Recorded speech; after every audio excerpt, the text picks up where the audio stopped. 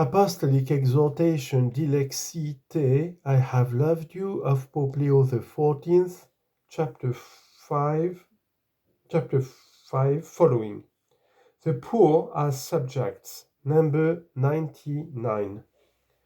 The life of the Universal Church was enriched by the discernment of the Aparecida Conference, in which the Latin American bishops made clear that the Church's preferential option for the poor is implicit in the Christological faith, in the God who became poor for us so as to enrich us with his poverty.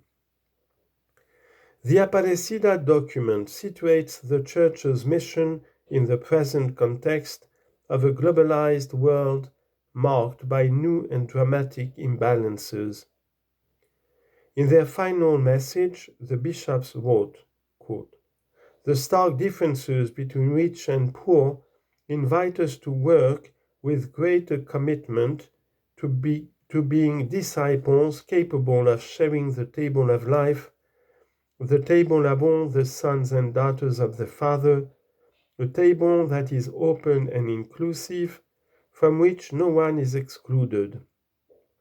We, therefore, reaffirm our preferential and evangelical option for the poor." At the same time, the document, taking up a theme treated in earlier conferences of the Latin American Episcopate, insists on the need to consider marginalized communities as subjects capable of creating their own culture, rather than as objects of charity on the part of others. This means that such communities have the right to embrace the gospel and to celebrate and communicate their faith in accord with the values present within their own cultures. Their experience of poverty gives them the ability to recognize aspects of reality that others can't see. For this reason, society needs to listen to them. The same holds true for the Church, which should regard positively their popular practice of the faith. A fine passage from the Aparecida document can help us reflect on this point and our proper response. Quote, "Only the closeness that makes us friends enables us to appreciate deeply the values of the poor today, their legitimate desires, and their own manner of living the faith. Day by day, the poor become agents of evangelization and of comprehensive human promotion. They educate their children in the faith, engage in ongoing solidarity among relatives and neighbors, constantly seek God, and give life to the Church's pilgrimage. In the light of the gospel, we recognize their immense dignity and their sacred worth in the eyes of Christ, who was poor like them and excluded among them. Based on this experience of faith, we will share with them the defense of their rights. All this entails one aspect of the option for the poor that we must constantly keep in mind, namely, that it demands of us an attitude of attentiveness to others. This loving attentiveness is the beginning of a true concern for their person, which inspires me effectively to seek their good. This entails appreciating the poor in their goodness, in their experience of life, in their culture, and in their ways of living the faith. True love is always contemplative and permits us to serve the other not out of necessity or vanity, but rather because he or she is beautiful above and beyond mere appearances. Only on the basis of this real and sincere closeness can we properly accompany the poor on their path of liberation. For this reason, I express my heartfelt gratitude to all those who have chosen to live among the poor, not merely to pay them an occasional visit, but to live with them as they do. Such a decision should be deemed one of the highest forms of evangelical life. In light of this, it is evident that all of us must let ourselves be evangelized by the poor and acknowledge the mysterious wisdom which God wishes to share with us through them. Growing up in precarious circumstances, learning to survive in the most adverse conditions, trusting in God with the assurance that no one else takes them seriously, and helping one another. In the darkest moments, the poor have learned many things that they keep hidden in their hearts. Those of us who have not had similar experiences of living this way certainly have much to gain from the source of wisdom that is the experience of the poor. Only by relating our complaints to their sufferings and privations can we experience a reproof that can challenge us to simplify our lives. End of chapter 4. Chapter 5 now, a constant challenge. I have chosen to recall the age-old history of the Church's care for the poor and with the poor in order to make clear that it has always been a central part of her life. Indeed, caring for the poor is part of the Church's great tradition, a beacon, as it were, of evangelical light to illumine the hearts and guide the decisions of Christians in every age. That is why we must feel bound to invite everyone to share in the light and life born of recognizing Christ in the faces of the suffering and those in need. Love for the poor is an essential element of the history of God's dealings with us. It rises up from the heart of the Church as a constant appeal to the hearts of the faithful, both individually and in our communities.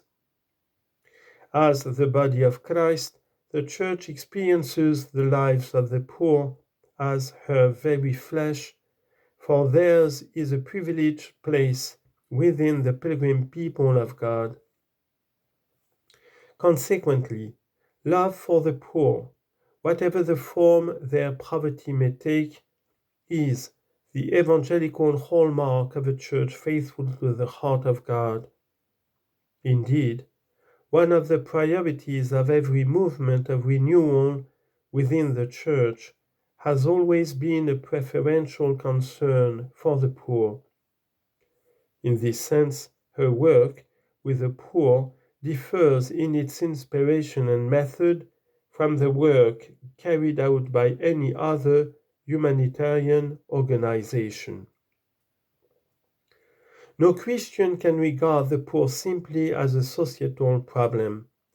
They are part of our family. They are one of us. Nor can our relationship to the poor be reduced to merely another ecclesial activity or function. In the words of the Aparecida document, we are asked to devote time to the poor, to give them loving attention, to listen to them with interest, to stand by them in difficult moments, choosing to spend hours, weeks, or years of our lives with them, and striving to transform their situations starting from them.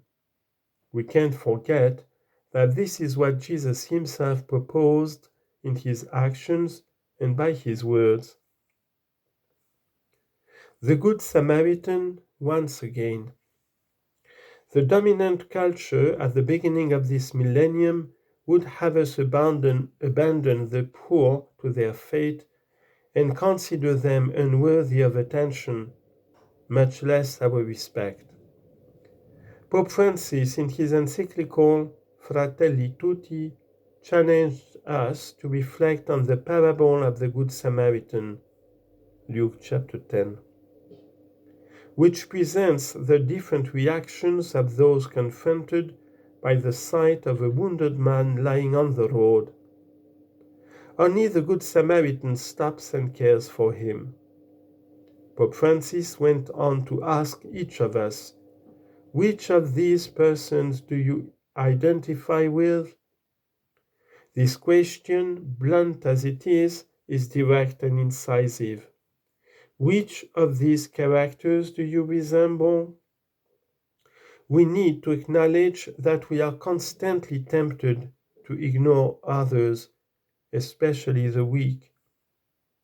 Let us admit that, for all the progress we have made, we are still illiterate when it comes to accompanying, caring for, and supporting the most frail and vulnerable members of our developed societies. We have become accustomed to looking the other way, passing by and ignoring situations until they affect us directly. It is important for us to realize that the story of the Good Samaritan remains timely even today.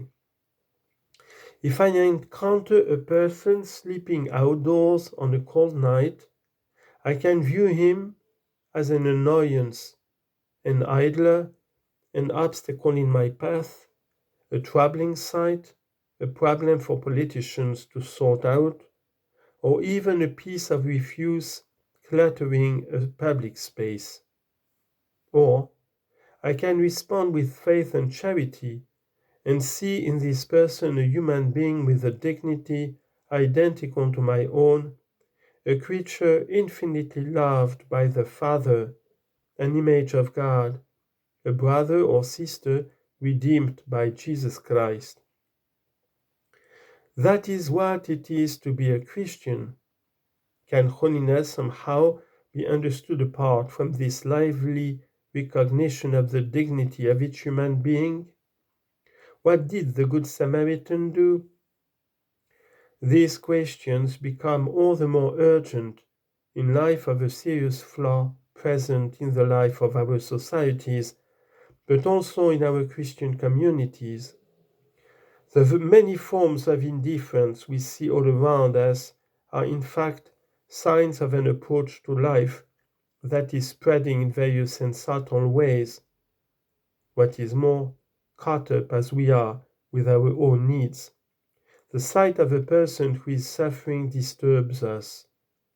It makes us uneasy, since we have no time to waste on other people's problems. They are symptoms of an unhealthy society, a society that seeks prosperity but turns its back on suffering. May we not sink to such depth. Let us look to the example of the Good Samaritan. The final words of the Gospel parable, "Go and do likewise," represent a mandate that every Christian must daily take to heart.